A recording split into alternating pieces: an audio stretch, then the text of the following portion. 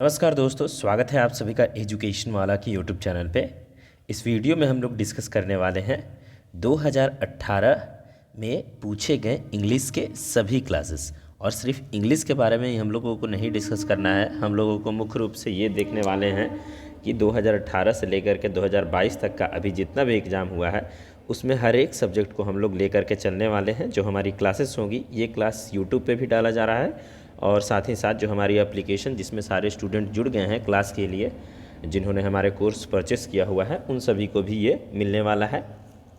तो ये पहला क्लास है, इसलिए इसको यूट्यूब पे भी डाल दिया जा रहा है। ऐसे अभी 3-4 क्लासेस डाले जाएंगे, हर एक सब्जेक्ट का है जो पहला क्लासेस डाल दिया जाएगा।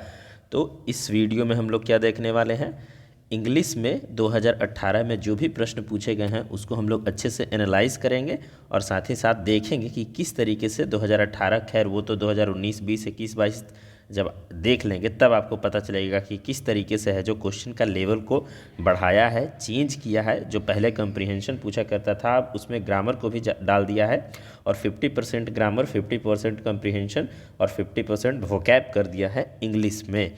लेकिन वो जो 2018 की अगर हम बात करें तो 2018 में कंप्रीहेंशन पूछा था और किस प्रकार से पूछा था, अब हम लोग चलिए उसको शुरू करते हैं। और अगर आप बिहार बीएड की तैयारी करना चाहते हैं तो अभी भी है जो क्लास स्टार्ट हुआ है, आप सभी लोग जल्द से जल्द ज्वाइन कर लीजिए। आपको फुल स्टडी मटेरियल प्रोवाइड कराई जाएगी, इतना आपको पढ़ा दिया जाएगा कि आप बिहार बीएड 2023 के लिए है जो बहुत अच्छे से एकदम खुद को प्रिपेयर कर लेंगे। सारे सब्जेक्ट पढ़ाए जाएंगे, चाहे आपकी इंग्लिश हो, रीजनिंग हो, जनरल अवेयरनेस हो और टीचिंग एंड लर्निंग एप्टीट्यूड हो, सारे सब्जेक्ट को कवर कर दिया जाएगा। और सबसे कम फीस में है जो हमारे चैनल एजुकेशन वाला पे आप सभी का तैयारी करवाया जा रहा है। तो आप जो जाइए, जुड़िए, अच्छे से चेक कीजिए, एप्लीकेशन को डाउनलोड कीजिए, आपको सारे इन्फॉर्मेशन प्रोवाइड करा दिया जाएगा।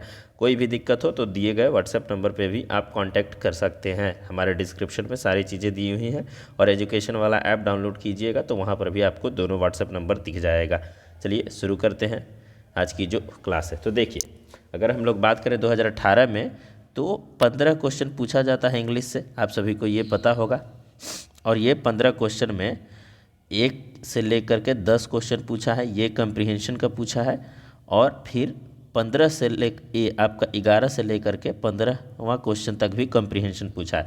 ये जो पहला वाला कंप्रीहेंशन जो अभी आप सामने देख रहे हैं वो इजी था। वहीं हम लोग बात करें दूसरा कंप्रीहेंशन तो वो है जो थोड़ा सा हार्ड था, 5 नंबर का ही था लेकिन वो थोड़ा सा हार्ड था।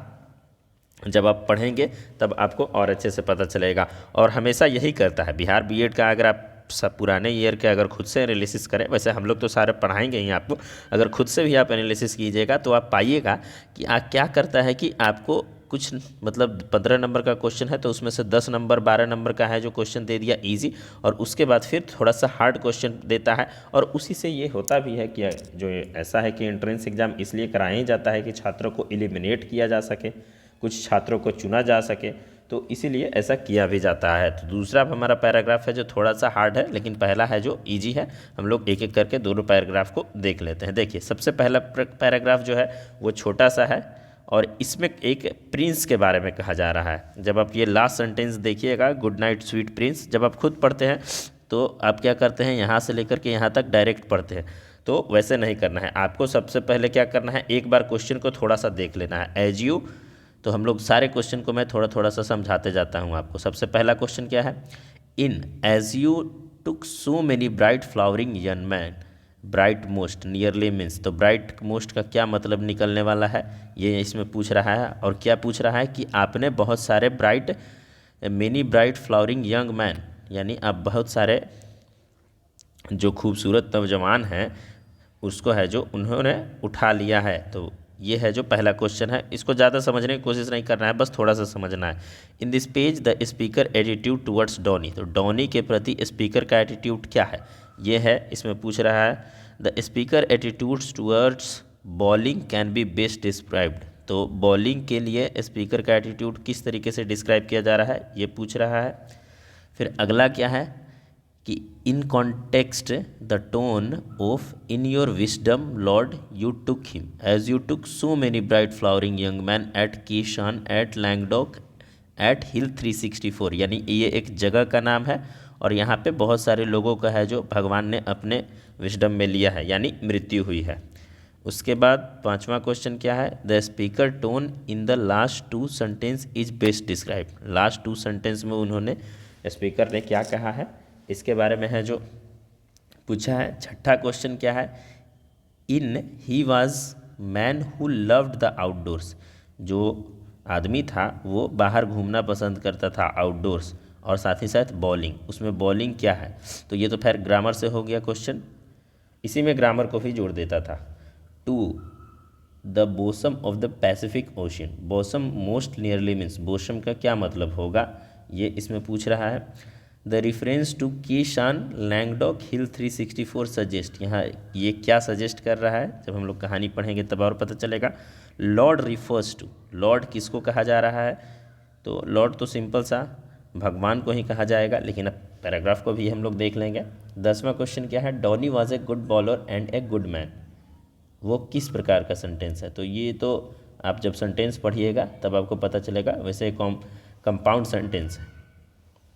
चलिए एक बार आपने है जो सारे क्वेश्चन को देख लिया, जब आप एग्ज़ाम में सॉल्व कीजिएगा तो जल्दी जल्दी आप सभी को ये सब देखना होगा। मैं ये इसलिए एक बार पहले बता दिया ताकि आप सभी लोग को पता चले कि किस प्रकार से कंप्रीहेंशन को सॉल्व करना है। आगे जो मैं सीधा का सीधा कंप्रीहेंशन पढ़ाऊँगा उसके बाद आप सभी को क्वेश्चन सॉल्व करवाऊँगा।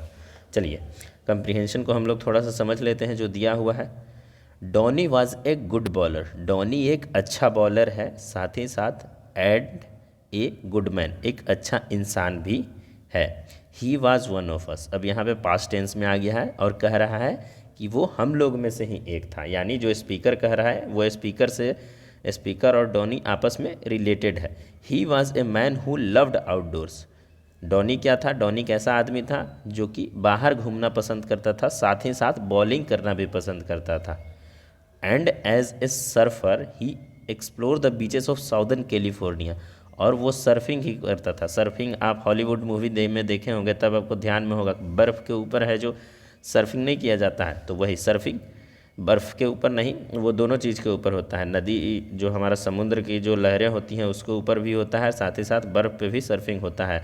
तो साउदर्न कैलिफोर्निया के जो बीचेस हैं वहाँ पे है वो सर्फिंग करता था। कहाँ से लेकर, तो from La Jolla to Leo Carrillo and up to Pismo, Pismo तक चला जाता था, ला जोला से शुरुआत करता था। ही डाइड, वह अब मर चुका है। देखिए यहाँ पे सेंटेंस हमारा समाप्त हुआ है, अब दूसरा सेंटेंस स्टार्ट कर रहे हैं यहाँ पे। ही डाइड, वह मर गया। Like so many young man of his generation, बहुत सारे यंग मैन उसके जनरेशन के मरे हैं। He died before his time, वह समय से पहले मर गया है, यानी किस भी एक्सीडेंट प्रकार का ही मौत हुआ है इसका।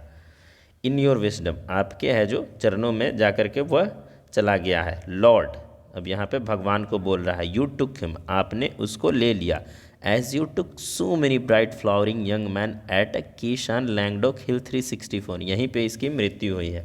ठीक है, ये जो हमारे स्वीट प्रिंस है, जो हमारा राजा है, उसकी मृत्यु यहीं पे हुई है। तो ये मृत्यु किस प्रकार से हो सकती है, या तो यहाँ पे जो बताया है सर्फिंग वाली बात, या तो फिर है जो ये राजा है तो वो लड़ाई में मरा होगा।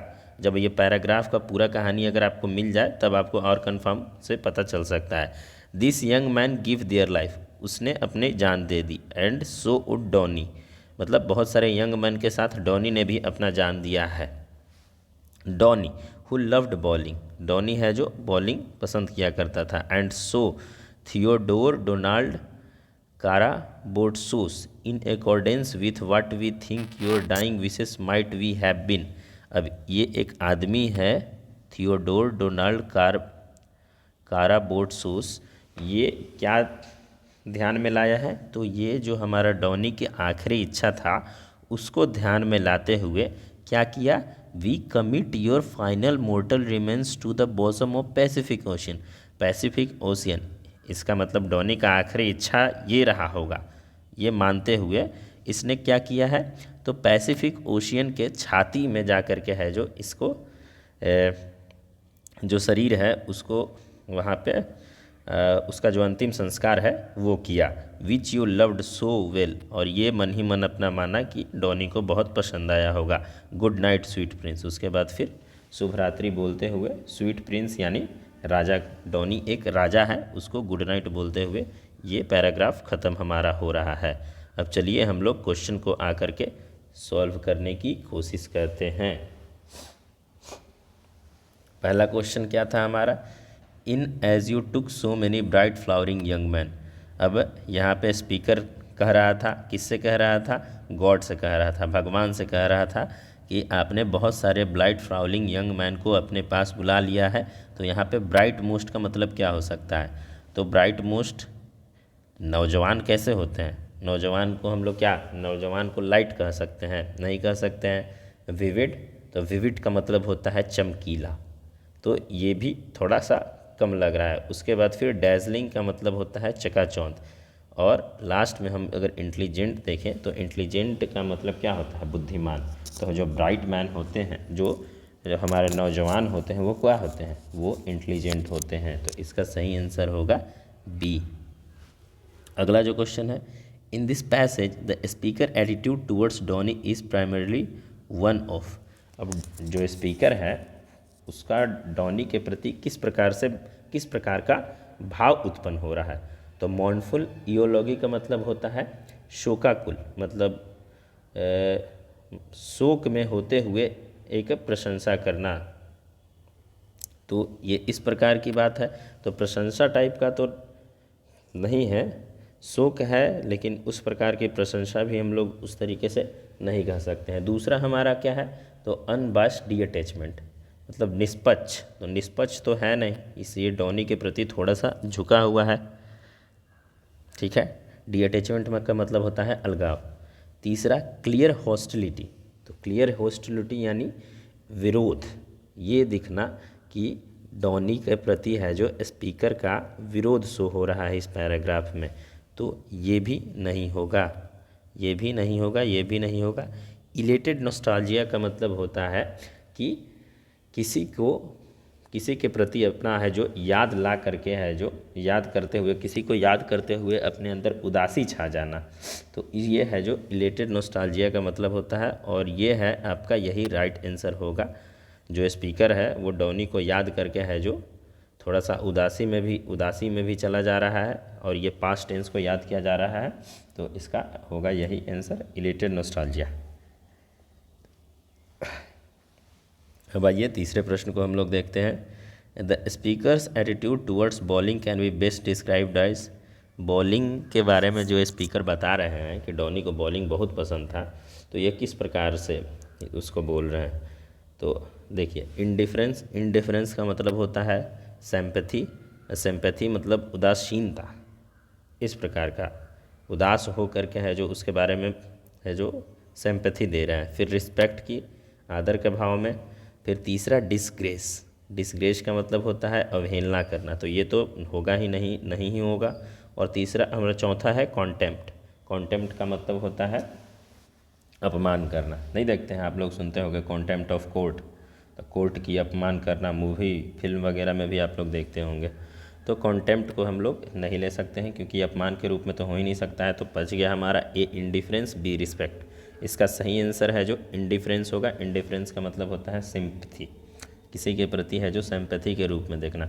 रिस्पेक्ट थोड़ा सा आइडियल वर्ड हो गया है डिस्क्राइब करने के लिए बॉलिंग को, तो इसका सही आंसर इंडिफरेंस है। अब चलिए अगले क्वेश्चन की ओर हम लोग आते हैं। अब अगला क्वेश्चन क्या है, in your wisdom Lord you took him as you took so many bright flowering young man at hill 365 is best described as. इसको हम लोग किस तरीके से डिस्क्राइब कर सकते हैं। स्पीकर जो कह रहा है कि आप भगवान, आपने है जो बहुत सारे ब्राइट फ्लावरिंग यंग मैन को अपने पास बुला लिया, तो इसको इम्पेशेंट का मतलब होता है बेताबी, तो ये तो हो नहीं सकता, बेताबी के रूप में नहीं दिखा रहा है। फिर दूसरा बैफल्ड का मतलब होता है हिंदी में विस्मित करना, तो ये भी नहीं होगा। तीसरा हमारा क्या है, रिज़ाइन का मतलब होता है इस्तीफ़ा देना, तो ये भी नहीं होगा। अब आ गया लास्ट हमारा बच गया एम्बिवलेंट का मतलब होता है कि किसी चीज़ के प्रति है जो मिक्स्ड फीलिंग आना। ठीक है, किसी आदमी के प्रति मिक्स्ड फीलिंग आना, तो ये इसका सही आंसर एम्बिवलेंट ही होगा, क्योंकि पुराने लोगों को बारे में ही बात किया जा रहा था, अपने लोगों के बारे में बात किया जा रहा है, और भगवान से ये कहा जा रहा है जिसमें इसकी अलग अलग प्रकार की फीलिंग डिस्क्राइब की जा रही है। मेनली रूप से जो फीलिंग है इसकी वो सिंपैथी वाली ही है, तो इसलिए इसका जो आंसर होगा वो एम्बिवलेंट होगा, चौथा। पांचवा क्वेश्चन है हमारा, the speaker tone in the last two sentence is best described as. अब जो लास्ट के 2 सेंटेंस है उसमें स्पीकर का टोन क्या है, तो पहले लास्ट के 2 सेंटेंस देख लेते हैं। हाँ, इसमें वो बताया है कि डॉनी की आखिरी इच्छा थी, उसके अनुसार उसको है जो पैसिफिक ओशियन के बॉटम में यानी छाती में है जो उसको दफना दिया गया, अंतिम संस्कार उसका किया गया और फिर गुड नाइट स्वीट प्रिंस कहते हुए ख़त्म हुआ है। तो उसको हम लोग क्या, लास्ट 2 सेंटेंस किस प्रकार से होगा, इरिटेटेड, ये तो नहीं होगा, इरिटेटेड सिंपल सा नहीं होगा, कन्फ्यूज्ड ये भी नहीं होगा। उसके बाद फिर हमारा क्यूरियस, क्यूरियस मतलब उसको बहुत उत्तेजित रूप से हो गया इसको करना, तो ये भी नहीं होगा। और सोलमन का मतलब होता है गंभीर, ठीक है, किसी के प्रति है जो गंभीर रूप हो करके बोलना, गंभीरता से बोलना, तो इसका आंसर होगा डी, ठीक है, डी। ये जो पीडीएफ है वो आपको जब हमारे कोर्स में आप वो ये हमारा पीडीएफ मिल जाएगा, जो स्टूडेंट कोर्स से जुड़ेंगे उनको ये पीडीएफ प्रोवाइड करा दिया जाएगा।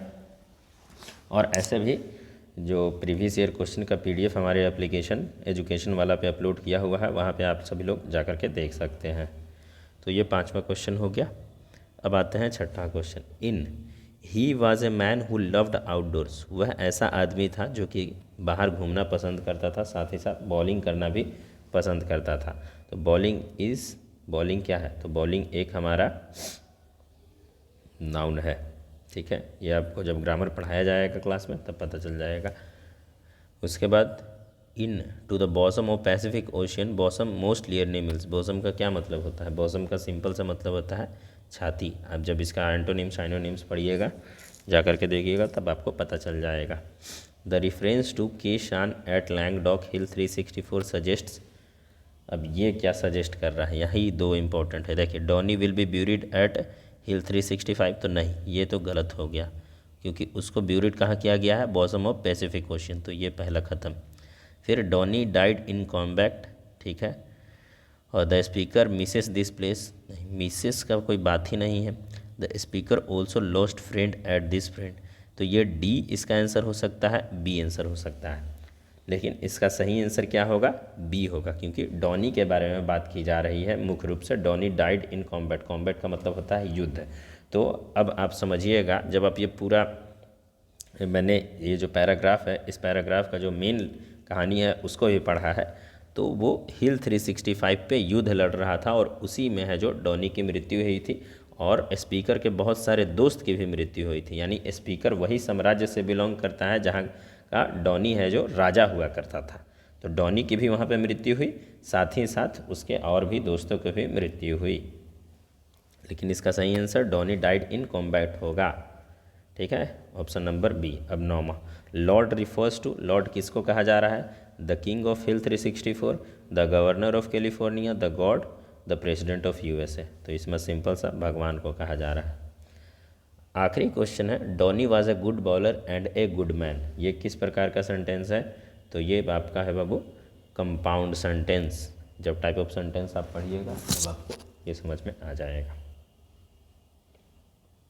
अब अगला जो है वो दूसरा पैराग्राफ है, तो हम लोगों ने क्वेश्चन नंबर 1 to 10 सॉल्व किया। 1 to 10 अब जब आप खुद से भी सॉल्व करेंगे तब आप और अच्छे से इसको समझ पाइएगा, इसलिए मैं जो पढ़ा रहा हूँ उसको तो देखना ही है, साथ ही साथ खुद से भी ये सारे क्वेश्चन को सॉल्व करना है, तभी आप ये समझ पाइएगा किस तरीके से बिहार बीएड में क्वेश्चन पूछा जाता है।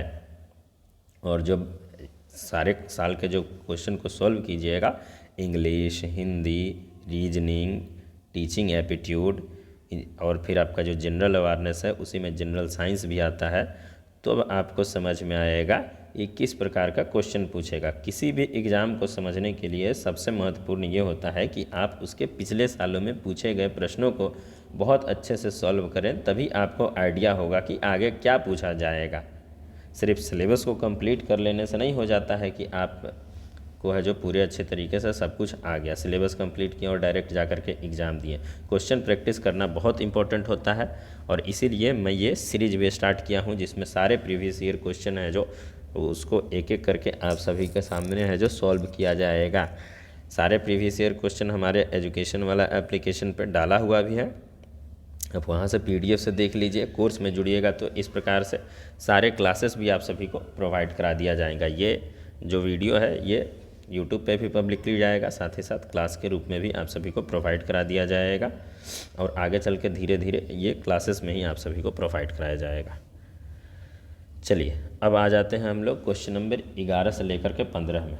ये पैराग्राफ थोड़ा सा कठिन है क्योंकि मैंने आपको बताए ही हैं, कुछ क्वेश्चन ज़्यादा क्वेश्चन है जो इजी देता है और कुछ क्वेश्चन हार्ड देता है छात्रों को एलिमिनेट करने के लिए। ये आप जब पहली बार पढ़िएगा तो हो सके समझ में भी ना आए, इसको है जो मैंने बहुत अच्छे से समझ लिया है और आप सभी को इसमें मैं समझाने जा रहा हूँ। तो क्वेश्चन नंबर 11 से लेकर के 15 5 क्वेश्चन का ये के लिए ये पैराग्राफ है। ये देखिए, अब इसको शुरू करते हैं। Among the most important theme in the Disney movie, किस चीज़ की बात हो रही है? डिज़नी। आप देखे होंगे हॉलीवुड मूवी का ये प्रोडक्शन है Disney movie. The little mermaid, नाम क्या है आपका ये कहानी का? The little mermaid are those of questioning conventional thinking. अब इसमें क्या बात कहा जा रहा है कि वो एक कन्वेंशनल थिंकिंग, जो हम आमतौर पर ये चीज़ सोच लेते हैं, जैसे ऐसे हम नहीं सोच लेते हैं कि 12th 10th के बाद क्या लेना है तो साइंस जो लेते हैं वो सबसे अच्छा होते हैं, ये एक कन्वेंशनल थिंकिंग है। लेकिन आर्ट्स लेके लोग IAS भी बन जाते हैं। तो इसमें क्या कहा जा रहा है? लिटिल मरमेड को जो है हमारा कन्वेंशनल थिंकिंग पे क्वेश्चन करने के लिए कहा जा रहा है। एंड परस्यूइंग ए ड्रीम, और अपने सपनों को ही है जो आपका सपना है उसको पाने के लिए है जो करना पड़े उसके बारे में कहा जा रहा है। मतलब ऐसा नहीं कि हम जैसे IAS बनना है तो आर्ट्स लें, ये ज़्यादा बेटर रहेगा, साइंस नहीं लें। साइंस बहुत अच्छा कहा जाता है इसलिए साइंस नहीं लें। तो उसी कन्वेंशनल थिंकिंग को है जो क्वेश्चन करते हुए अपना जो ड्रीम है उसको पूरा करने के लिए कहा जा रहा है। इस कहानी में यही सीख दिया जा रहा है। अब ये जो कहानी है बहुत लंबा कहानी है, आपको अगर टाइम मिले तो ये सर्च करके देखिएगा यूट्यूब पे, the little mermaid in Hindi, mermaid, तो आपको बहुत अच्छे से समझ में आ जाएगा वो कहानी जब आप यूट्यूब पे देख लीजिएगा। मैं इसमें थोड़ा सा समझाते जाऊंगा। नॉट ओनली एरियल, देखिए एरियल एक राजकुमारी है, ठीक है, उसी का the little mermaid, the Ariel और इसके एक पिताजी हैं। ये सारी कहानी है जो समुद्र के नीचे एक साम्राज्य है उसी के बारे में बताया जा रहा है। समुद्र के नीचे एक शराब है और एरियल एक रानी है जो राजा की 5 बेटी थी और 5 में से सबसे छोटी बेटी है जो एरियल। और ये किस प्रकार से है तो ऊपर का भाग है जो इंसान का और नीचे का जो शरीर का हिस्सा है वो मछली जैसा होता है। तो उसके बारे में ये कहानी बताया जा रहा है। ये चूँकि कहानी ही है डिज्नी मूवी के द्वारा तो आप समझ सकते हैं किस प्रकार से बनाया गया होगा। तो एरियल और लिटिल मरमेड, ये जो लिटिल मरमेड है ये एक प्रकार की मछली है जो एरियल का साथ देता है। तो डेमोन्स्ट्रेटिंग ओरिजिनल थॉट्स, तो इसमें है जो अंदर से जिसका जो मरमेड है उसका जो ओरिजिनल थॉट है, उसकी जो सोच है उसको है जो क्वेश्चन करने के लिए बोला है। But also something that may seems to think she is liking, मतलब लिटिल मरमेड है जो थोड़ा सा सोचता तो है लेकिन उसको है जो उतना अच्छे से ध्यान नहीं दे पाता है। But also she is rebelling against her speciesism father. अब यहाँ पे एरियल के पिता के बारे में बात हो रही है। जो समुद्र के नीचे जो साम्राज्य है उसके बारे में, उसके जो हेड हैं तो वो हैं एरियल के पिताजी। और वो किस प्रकार से हैं, कैसे लोग हैं, तो स्पेसिसिज्म यानी प्रजातिवाद, जैसे कि प्रजातियां जो होती हैं, जैसे देखिए एक जातिवाद होता है उसी प्रकार से एक प्रजातिवाद हो गया, यानी जो आम इंसान है उससे ये लोग डरते हैं। जो एरियल के पिताजी हैं वो समुद्र के नीचे की कहानी है, ये एकदम हाइपोथेटिकल है, ऐसा रियलिटी में कुछ होता नहीं है लेकिन वो हाइपोथेटिकल रूप से बनाया गया है। और जो एरियल के पिताजी हैं वो डरते हैं आम लोग से जो ज़मीन पे रहा करते हैं। और एरियल के पिताजी भी वही मछली टाइप वाले हैं, आधा इंसान आधा मछली। When Ariel expresses his love for the human prince, Ariel एक बार चल गई थी सतह पे, तो वहाँ पे जो नाव था, नाव जो जा रहा था उसमें एक राजा था, उसी को उसने देखा था और उसी से उसका है जो प्यार हो गया था एरियल को, तो उसी के बारे में एक कहानी भी है। किंग ट्राइडेंट इज फ्यूरियस, और किंग ट्राइडेंट कौन है? किंग ट्राइडेंट एरियल के पिताजी हैं, तो वो है जो डरे हुए रहते थे। किस चीज़ से? तो उन लोगों से जो धरती पे रहते हैं, उस लोगों से, उन लोगों से जो एरियल के पिताजी हैं वो डरते थे, क्योंकि वो मानते थे कि वो है जो इसको जब भी देखेंगे, हम लोगों की प्रजातियां को देखेंगे तो हम लोगों को मार देंगे, ऐसा उनका मानना था एरियल के पिताजी का। When Ariel point out angrily that he does not understand her, जब एरियल है जो ट्राइडेंट, किंग ट्राइडेंट को बोली कि आप हमको समझते नहीं हैं, मेरे प्यार को समझ नहीं रहे हैं, और ओवन नो द मैन हुम सिड, और ना ही आप राजा को समझ रहे हैं, वही राजा जिससे एरियल जब एक बार ऊपर चली गई थी सतह पे तब देखी थी, उसके बारे में बात कर रही है। तो ट्राइडेंट है जो, वो हमारा जो राजा है, वो क्या करता है? वो बोलता है कि मैं जानता हूँ, मैं वो सारे लोगों को जानता हूँ जो सतह पे रहते हैं, क्योंकि ये डरता था और इसीलिए उसको है जो रिट्रोट, विरोध कर दिया। I don't need to know him, मुझे उसको जानने की कोई ज़रूरत नहीं है, सीधा सा एक ही बात है कि वो इंसान है।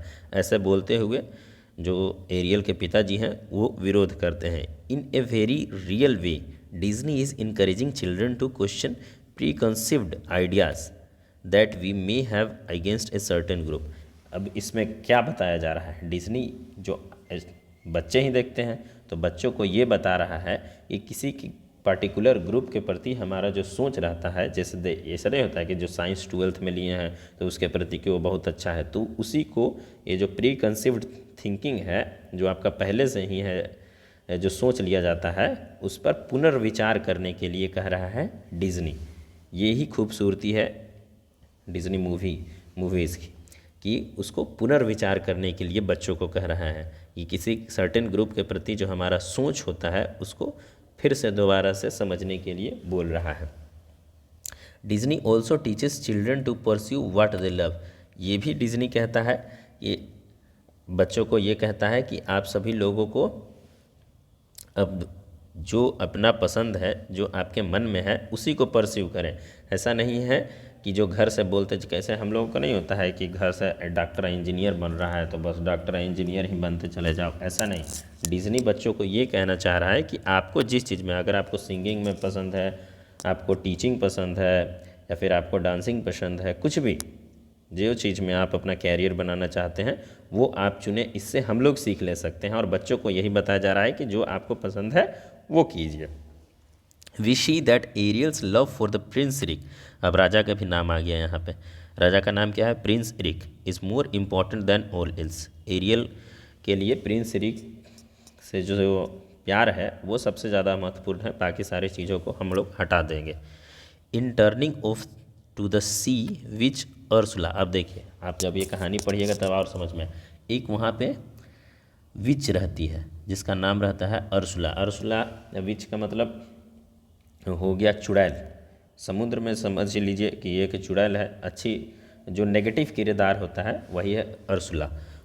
और अर्सुला के पास ये एरियल जाती है मदद मांगने के लिए कि हमको हेल्प करो उस राजा से मिलने में, तो वही अर्सुला एरियल, और इसी में एरियल एक मिस्टेक कर देती है। अब दूसरा सीख यहाँ पे क्या देना चाहता है डिज्नी कि हाँ, कितने भी अच्छे लोग हों उनसे कुछ ना कुछ है जो मिस्टेक हो ही जाती है, बट नो हीरो और हीरोइन इज़ फ्लॉलेस, यही बता रहा है कि कोई भी लड़का, हीरो या हीरोइन है जो हमेशा ऐसा नहीं हो कि सही ही करते जाए, उससे गलती होती है। लेकिन बात क्या है, Ariel put herself for family and all merfolk in danger, इसमें है जो एरियल क्या करती है, सारे जो अपने पूरे फैमिली है उन सभी को है जो डेंजर में डाल देती है। मॉरफोल्क ये जगह का नाम है जहाँ पे ये कहानी के प्लॉट रखा गया है, तो उस जगह का नाम है, तो वहाँ पे सभी को डेंजर में ला देती है। बट वी सी, लेकिन हम लोग देखते हैं with the help of her Prince, अपने राजा जो प्रिंस रिक है इसके साथ मिल करके है जो सारी चीज़ों को है जो सही कर देती है। तो इससे क्या सीख मिल रहा है कि गलतियां तो हो जाती हैं लेकिन गलतियों को भी है जो सही किया जा सकता है, और कोई भी ऐसा व्यक्ति नहीं है जो हमेशा सही ही करता हो। तो यहाँ पे बताया गया है डिज्नी मूवी के बारे में इस प्रकार से। At the end of the film, ये मूवी भी है जो मूवी के अंत में आप जी यूट्यूब पे सर्च कीजिएगा तो आपको मिल ही जाएगा। When Ursula has forced King Trident to sacrifice his kingdom for his daughter soul, अपने बेटे के जो साउल है आत्मा के लिए अर्सुला है जो इस बेटी जो किंग ट्राइडेंट है उसकी एरियल का है जो आत्मा को अपने पास रख लेता है। तो किंग ट्राइडेंट से को बोलता है कि आप अपना सारा साम्राज्य हमको दे दीजिए अगर आपको बेटी के प्राण चाहिए तो। The sea witch rises out water gigantic and terrifying wearing king's crown and holding his magnetic trident. तो जो नहीं देखते हैं फिल्मों में किरदार जो रहता है उसी प्रकार से है। अर्सुला क्या है तो अपने हाथ में अपना त्रिशूल ली, जादुई त्रिशूल ली हुई है और पूरा समुद्र में है जो तहलका मचा दी है आप समझ लीजिए, और कह रही है कि आप अपने बेटी का है जो अगर चाहिए बेटी का प्राण चाहिए तो सारा का सारा साम्राज्य मुझे दे दो। सी लव्स इवली, वह है जो एक खराब मुस्कान देती है और declares that she is the ruler of मोमेड एंड ओमेन। मोमेन एंड ओमेन, मरमेन का मतलब होता है दरियाई इंसान, वैसे लोग जो पानी के अंदर रहते हैं, और वो बोलती है कि ये पूरे साम्राज्य का है जो हम लोग मैं ही अब रानी हुई। सो मच फॉर ट्रू लव, अब यहाँ पे वो क्या बोलती है कि इतना ज़्यादा अपने प्यार के लिए। तो यहाँ पे क्या शो हो रहा है कि एरियल और जो किंग प्रिंस इरिक है इस दोनों को प्यार को ये एक्सेप्ट नहीं कर पा रही है और बोल रही है कि so much for true love she screams victoriously, और वह है जो अपने आप को समुद्र के अंदर ये मतलब इस प्रकार से सीन चल रहा है कि अर्सुला खुद को है जो जीतता हुआ महसूस कर रही है और बोल रही है कि जो उसको एक्सेप्ट हो नहीं रहा है एरियल और प्रिंस इरिक की जो शादी हो रही है। Eric however succeed in piloting the prow of his ship straight towards belly vanquishing her. इतने में क्या हुआ कि इरिक है जो अपना जो जिस नाव पे इरिक था उसको चलाते हुए और उसका जो अगला हिस्सा, प्रो का मतलब होता है नाव का अगला हिस्सा, तो उसको चलाते हुए सीधे के सीधे जो अर्सुला है अर्सुला के पीठ में घुसा देता है और उसको है जो ख़त्म कर देता है। अब यहाँ से मोरल क्या मिलता है? The moral here is what while we make mistake, हम लोग गलतियाँ करते हैं, व्हाट इज़ ट्रूली इम्पॉर्टेंट, ये ज़्यादा महत्वपूर्ण है कि जो हम गलतियाँ किसी दूसरों के साथ कर सकते हैं उसको हम लोग पहले से सुधार लेते हैं। इस कहानी से बहुत सारी सीख मिलती है। चूँकि बच्चों के लिए ये कहानी बनाया ही गया था तो इसमें बहुत सारी सीख वाली बात भी बताई गई हैं। तो ये थोड़ा सा टफ पैराग्राफ था, आपको समझने में थोड़ा सा कठिनाई भी आया होगा। अगर एक बार में ना समझ में आए हो तो दोबारा आप सभी लोग इसको समझिएगा, ठीक है। चलिए क्वेश्चन को सॉल्व हम लोग करते हैं। Ursula's quote so much for true love, Ursula जो ये बोली so much for true love primarily suggest that, इससे क्या पता चल रहा है? The marriage was unacceptable to her, ये एक हो सकता है। She is mocking true love, वह है जो सच्चा प्रेम को है जो मॉक कर रही थी। और सी इज स्पेसिसिज्म, वो प्रजातिवाद थी, तो इसको तो प्रजातिवाद से कोई मतलब नहीं था तो इसको हम लोग पहले ही हटा देते हैं। Trident was her true love, ऐसा भी कहीं पे नहीं लिखा है कि ट्राइडेंट है जो इसका ट्रू लव था। ट्रू लव ही रहता तो ये पूरे के पूरे साम्राज्य में उसके साथ देती, तो ऐसा नहीं है। अब आ गया she is mocking true love और the marriage was unacceptable to her, तो ये दोनों में से कोई भी आंसर हो सकता था। जब मैंने देखा तो ये दोनों लग रहा था क्योंकि मॉक भी कर रही थी ट्रू लव को और मैरिज जो है ये अनएक्सेप्टेबल भी था, लेकिन जो आप बिहार बीएड का जो आंसर की था उसमें ए नंबर को बनाया गया था। तो होता है ऐसा कभी कभी कि आपको, और वैसे भी गलतियां करती हैं बिहार बीएड में। क्वेश्चन कभी कभी ऐसा होता है कि आंसर की में गलत जान के देता है ताकि आप सभी लोग अपना पैसे खर्च करके है जो सही आंसर पे लगाया जाता है कि ये सही आंसर है और फिर उसको बाद में वो सही करके देता है कि ठीक है, तो उसमें उन सभी का बिहार बीएड वाले को कुछ फ़ायदा भी हो जाता है, इसलिए वो कभी कभी गलत भी देते हैं। तो इसमें दोनों आंसर हो सकता है, आप सभी लोग अपने हिसाब से देखिएगा। आंसर की बात करें तो ए को आंसर दिया है और ये टफ वाला पैराग्राफ है इसलिए, और इसमें हार्ड इस प्रकार का क्वेश्चन भी दिया है जिसमें आपको थोड़ा ऊपर नीचे लगे। चलिए क्वेश्चन नंबर 12 देखते हैं। The author main point in the passage is that, author का मेन पॉइंट क्या था पैसेज में? Ariel should not have been allowed to marry prince Eric, Ariel है जो प्रिंस इरिक से शादी ना हो पाई, ये मेन पॉइंट कहाँ से हो सकता है? मेन पॉइंट कुछ थीम होना चाहिए। Only prince Eric truly understood Ariel, prince Eric है जो एरियल को अच्छे से समझ पाते हैं, ऐसा नहीं है। उसके पिताजी आ जाते हैं, एरियल के पिताजी जो किंग ट्राइडेंट हैं वो भी आ जाते हैं एरियल को समझने के लिए। अंत में शुरू में बोल रहे थे प्रिंस रिक से नहीं शादी करना है, लेकिन फिर जो उसके साथ आ जाते हैं वो बोलते हैं कि मेरे बेटे की खुशी से बढ़कर और किसी भी खुशी नहीं है, तो ये भी गलत है। Ariel demonstrate original thoughts, Ariel original thoughts demonstrate करती है, ये कंफर्म इसको नहीं कह सकते हैं। The little mermaid teaches children to follow their hearts, अब ये जो कहानी है लिटिल मरमेड ये कहना चाहती है बच्चों को कि आप अपनी दिल की सुने, तो इसका सही आंसर होगा ब्रह्मा का डी, बिना कोई संदेह के। Why does the author use parenthesis around the comment, parenthesis का मतलब होता है ब्रैकेट, ये जो ब्रैकेट यूज किया हुआ है something that may many seem to think she is lacking, ये क्यों यूज किया गया है, इसका मीनिंग नहीं है, कुछ भी यहाँ पे यूज हो सकता है, तो ये कहानी से रिलेटेड ही नहीं है, या आप ऐसे भी पढ़ते तो बना देते, ये जो आप कंप्रेंशन है पैराग्राफ है उससे कोई मतलब ही नहीं था, ऐसे भी बना देते। खैर देख लेते हैं।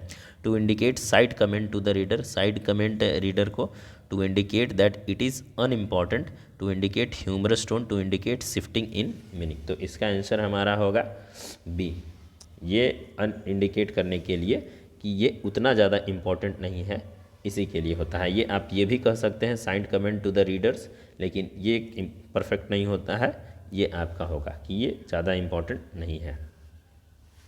चौदहवां क्या है हमारा question, Ariel's father is called speciesist because, अब एरियल के जो पिताजी हैं वो स्पेसिसिस्ट क्यों कहा जाते थे, प्रजातिवाद, प्रजातिवाद मतलब वो जो पैर जो ज़मीन पे चलने वाले लोग थे उसको वो पसंद नहीं करते थे। अब ये ऐसा क्यों था, तो डस नोट नो इरिक, इरिक को जानते नहीं थे, तो सिर्फ इरिक से थोड़ी करते थे, सभी से करते थे, तो ये तो पहला ही ख़त्म हो गया। Oppose Ariel leap best only on Eric being human, ये उसमें से एक हिस्सा है कि इरिक चूँकि ह्यूमन था इसलिए एरियल का जो प्यार है उसको अपोज कर रहे थे, ये एक है, तो इसको हम लोग लेके चलते हैं। डज नॉट अंडरस्टैंड एरियल, ऐसा कोई बात नहीं है, कौन अपनी बेटी को नहीं समझेगा। और चौथा है इज़ फ्यूरियस, तो वो डरे हुए थे, तो स्पेसिसिस्ट क्यों थे यहाँ पे, इसलिए पूछ रहा है, तो ये पार्टिकुलर एक सिंगल पर्सन पे हम नहीं जा सकते हैं, प्रजातिवाद पूछ रहा है कि जो पैरों से चलने वाले, जो ज़मीन पे चलने वाले लोग हैं उन सारे से क्यों डरता था, स्पेसिसिस्ट थे क्यों, तो क्योंकि वो डरते थे, तो इसका सही आंसर हमारा डी होगा कि बिकॉज ही इज़ फ्यूरियस, वो डरते थे। 15वां क्वेश्चन क्या है, which of the following would be best illustrated as the assertion made in the line Disney is encouraging children to question preconceived ideas what we may have against a certain group, किसी particular group के प्रति जो हम एक बना लेते हैं अपना सोच, उसी को चेंज करने के लिए बोल रहा है। तो इसमें जो इसका ऑप्शन है वो किसी भी तरीके से आपका पैराग्राफ से जुड़ेगा नहीं, और बना भी ऐसे नहीं पाइएगा जब तक आप उसका है जो आंसर को अच्छे से देख नहीं लीजिए। क्योंकि देखिए, movie about the development of iPod, iPod किस प्रकार से डेवलप हुआ, एप्पल का जो आईपॉड है वो किस प्रकार से डेवलप हुआ, इसके बारे में मूवी है। Movie that details the horror of wars, लड़ाई के बारे में। Movie about a girl who overcome her fair snake, इसका भी कोई अता पता नहीं है पैराग्राफ से relation. Movie that documents the travel of a rock band, इसका भी कोई अता पता नहीं है। जब आप देखिएगा, जब मैंने इसको अच्छे से देखा, इंटरनेट पे भी सर्च किया, तो पता ये चला कि मूवी है जो आईपॉड के डेवलपमेंट के बारे में बात कर रहा है, तो पैराग्राफ से इसका कोई रिलेशन नहीं था। अगर आप इंग्लिश में पूरी पढ़ाई भी कर लेते हैं तब भी आप अगर 2018 के इंग्लिश के क्वेश्चन सॉल्व करते तो आप 15 में से 14 क्वेश्चन ही सही कर पाते। ऐसा होता है, हर एक एग्ज़ाम में होता है कि ऐसा कुछ, अगर इसी में अगर आप लगे रह जाइएगा तो बाकी क्वेश्चन को सॉल्व नहीं कर जाइएगा। तो इसलिए हमारी टारगेट क्या होना चाहिए, मैक्सिमम क्वेश्चन को सही करना है और कम से कम समय में सही करना है। और हर एक एग्ज़ाम में इस प्रकार का एक क्वेश्चन दे देता है जहाँ छात्र अपना टाइम वेस्ट करते हैं। तो हमारा अप्रोच किस प्रकार से है एग्जामिनेशन के लिए, ये भी बहुत महत्वपूर्ण रखता है। आशा करते हैं ये सारे क्वेश्चन आप सभी को समझ में आए होंगे। एक बार में अगर नहीं समझ में आया है तो अब आपको क्या करना है कि PDF जो प्रोवाइड किया हुआ है एप्लीकेशन पे, उसको पूरी अच्छी तरीके से, ये PDF मैं क्लास वाले में डाल भी दे रहा हूँ, और ये वीडियो क्लासेस में ही मेनली रूप से प्रोवाइड कराने के लिए बनाई गई है, लेकिन पब्लिकली भी प्रोवाइड कराई जाएगी अभी कुछ दिनों तक। पब्लिकली भी डाला जाएगा, हर एक सब्जेक्ट का डाला जाएगा। तो आज जो क्लास है, इस क्लास को आप सभी लोग स्टूडेंट जो भी कोर्स से जुड़े हुए हैं अच्छे से पढ़िए और प्रीवियस ईयर क्वेश्चन को अच्छे से सॉल्व कीजिए। धीरे धीरे हम लोग सारी चीज़ों को शुरू कर देंगे और इतनी आपकी तैयारी करा दी जाएगी कि बिहार बीएड 2023 के लिए आपका प्रिपरेशन बहुत अच्छे से हो जाएगा। चलिए अगले क्लास में मिलते हैं। आपका होमवर्क यही है कि इस सारे पैराग्राफ को अच्छे से खुद से पढ़ना है और इसके क्वेश्चन को सॉल्व करना है। जितने भी वर्ड मीनिंग है उस वर्ड मीनिंग को ज़रूर लिख करके याद कर लेना है, क्योंकि आगे चल के 2019, 20, 22 का जब 22 का देखिएगा क्वेश्चन तो वहाँ पे एंटोसाइनो भी पूछा है और वोकैब के 5 क्वेश्चन पूछ दिए हैं। अभी तो आप 15 का 15 क्वेश्चन जो आपको कंप्रीहेंशन से मिल रहा है, पूरा का 15 का 15 क्वेश्चन 10 और 5 ये कंप्रीहेंशन से था, आगे चल के डिवाइड हो रहा है। अगले साल की अगर हम लोग संभावना की बात करें 2023 की, तो 2023 में भी इसी प्रकार से रहेगा। आपका कंप्रीहेंशन रहेगा 5 से 7 नंबर का, ग्रामर रहेगा 5 नंबर का और आपका वोकैब रहेगा 3 से 4 नंबर का। चलिए अगले क्लास में मिलते हैं, तब तक होमवर्क जो आपको मिला है वो ज़रूर कंप्लीट कीजिए। धन्यवाद।